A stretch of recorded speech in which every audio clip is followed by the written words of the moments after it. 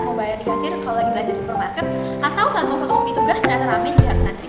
Ngantri itu emang ngeselin banget, makanya di video kali ini kita mau membahas dan menjelaskan kepada kalian semua tentang queue atau antrian, yaitu struktur data yang dapat membantu kita dalam mengelola antrian dengan lebih baik. Tapi sebelum masuk ke pembahasan yang lebih jauh, yuk kenalan dulu sama anggota kelompok kita. Halo semuanya, perkenalkan aku Bian yang paling baik hati. Aku Christian yang paling. Aku Cynthia yang paling kreatif. Aku David yang paling rajin. Aku Grace yang paling genius. Selamat menyaksikan. Di video kali ini kita akan belajar ciri-ciri jenis queue, cara kerja queue, fungsi queue, kelebihan dan kekurangan queue, bagaimana cara mengimplementasikannya di kehidupan nyata, dan pemrograman, dan bagaimana cara pengoperasiannya, dan juga aplikasi yang menggunakan queue di kehidupan nyata. Nah, cara kerjanya itu seperti jajaran orang yang sedang mengantri di supermarket, yang mana orang pertama datang itu yang dilayani terlebih dahulu, atau yang biasa kita sebut dengan first in, first out. Untuk data yang pertama atau data yang akan kita keluarkan itu disebut front atau head.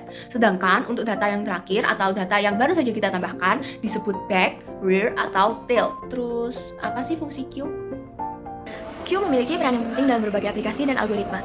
Salah satu fungsi utamanya adalah mengatur dan mengelola antrian tugas atau operasi secara efisien. Dalam sistem komputasi, ia digunakan untuk menangani tugas-tugas seperti penjadwalan proses, antrian pesan, dan manajemen sumber daya. Selain itu, masih banyak lagi fungsi queue seperti yang pertama ada penjadwalan, yaitu berfungsi untuk mengatur kerjaan berdasarkan prioritas dari urut atau urutan. Hal ini berguna ketika kita memiliki banyak tugas. Yang kedua ada buffering, yaitu sementara menyimpan data sebelum diproses lebih lanjut. Yang ketiga ada algoritma, yaitu berguna dalam algoritma seperti BFS yang menjelajahi langkah demi langkah. Yang keempat ada simulasi, digunakan dalam model antrian di dunia nyata. Contohnya saat antri untuk masuk pesawat atau dalam berbelanja di supermarket. Yang kelima ada pengelolaan memori, yaitu mengontrol penggunaan sumber daya seperti memori. Yang keenam ada aplikasi chat, yaitu membantu mengatur pesan sebelum ditampilkan. Yang ketujuh ada manajemen proses, yaitu mengatur proses yang akan dieksekusi oleh komputer. Dan yang terakhir, yang kedelapan, ada sistem antrian, biasanya dipakai di bank, rumah sakit, dan lain-lain. Fungsinya adalah untuk mengatur giliran pelanggan. Queue itu ada jenisnya nggak sih? Oh ya, jelas ada dong. Jenis struktur data ini dapat diklasifikasikan berdasarkan implementasinya maupun penggunaannya. Berdasarkan implementasinya ada dua, yaitu linear atau simple queue, di mana elemen-elemen data ini akan disusun dalam suatu barisan linear dan penambahan serta penghapusan elemen data hanya terjadi pada dua ujung barisan tersebut. Kemudian ada circular queue, sama seperti jenis linear, tetapi ujung-ujung data ini terhubung satu sama lain, sehingga menciptakan suatu antrian yang berputar. Kemudian berdasarkan penggunaannya ada priority queue, yaitu setiap elemen memiliki prioritas masing-masing dan prioritas tertinggi akan diambil terlebih dahulu.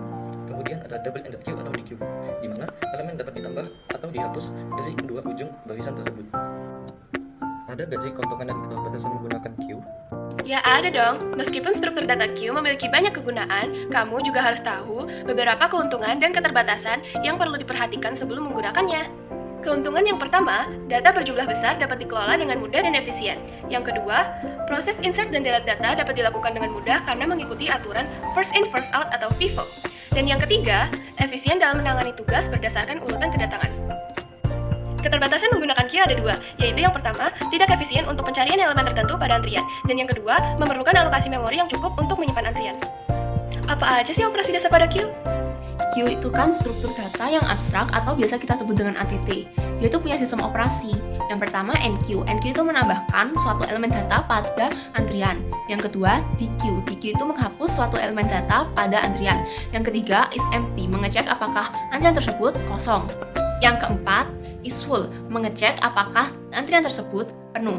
Yang kelima pick, mendapatkan nilai bagian depan antrian tanpa menghapus datanya. Yang keenam initialize, itu adalah membuat suatu antrian baru tanpa elemen data atau kosong. Gwen, gimana nih caranya biar kita bisa mengimplementasikannya dalam bahasa pemrograman? Ada beberapa cara mengimplementasikan queue dalam bahasa pemrograman. Berikut adalah beberapa caranya. Yang pertama ada array. Array adalah cara paling sederhana untuk mengimplementasikan queue. Kita dapat menggunakan array untuk menyimpan data dan menggunakan dua pointer, yaitu front dan rear untuk melacak elemen pertama dan terakhir dalam queue. Kelebihan dari array ini adalah sederhana untuk mengimplementasikan dan efisien dalam hal memori, tetapi juga memiliki kekurangan yaitu boros memori jika queue jarang terisi penuh dan membutuhkan operasi relokasi memori. Relokasi memori jika queue perlu diperbesar. Yang kedua ada linked list, yaitu linked list adalah struktur data yang lebih dinamis dibandingkan dengan array. Kita dapat menggunakan linked list untuk mengimplementasikan queue dengan lebih mudah dan efisien. Kelebihan dari linked list adalah Yang pertama lebih dinamis dan efisien dibandingkan array, dan yang kedua tidak memerlukan operasi relokasi memori. Kekurangannya adalah lebih kompleks untuk diimplementasikan dibandingkan dengan array. Yang ketiga adalah struktur data queue. Beberapa bahasa pemrograman menyediakan struktur data queue yang sudah built-in seperti Python. Kelebihannya adalah paling mudah untuk diimplementasikan dan efisien serta aman. Tapi kekurangannya adalah tidak semua bahasa pemrograman menyediakan struktur data queue built-in. Nah, itu tadi adalah implementasi queue di bahasa pemrograman. Kalau di kehidupan nyata, ada nggak ya? Jelas ada dong. Yuk kita simak video satu ini. Aduh, antri kok ae suwe merek. Waktu ku tinggal iki. Jangan aku cek ae. Suwe ini aku juga antri kok ae. Maaf Kak, ada skantri di belakang ya. Nah, waktu ku tinggal iki nih. Ya tapi ini kan toko buku Kak, jadi harus Kakak itu harus ngantri, nggak bisa kayak gini.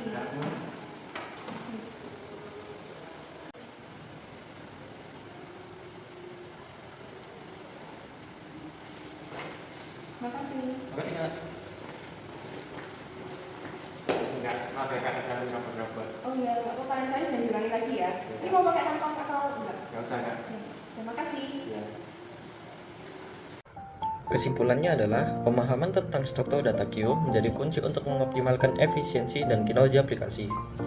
Video ini telah menjelaskan bahwa ia adalah struktur data yang mengatur elemen-elemen data dengan prinsip first in first out, serupa dengan antrian di kehidupan sehari-hari. Kita juga telah mempelajari fungsi, jenis-jenis, beserta kekurangan dan kelebihannya. Kita juga telah melihat contoh implementasi sederhananya, memperlihatkan bagaimana struktur data ini dapat digunakan dalam konteks antrian pelanggan pada kasir.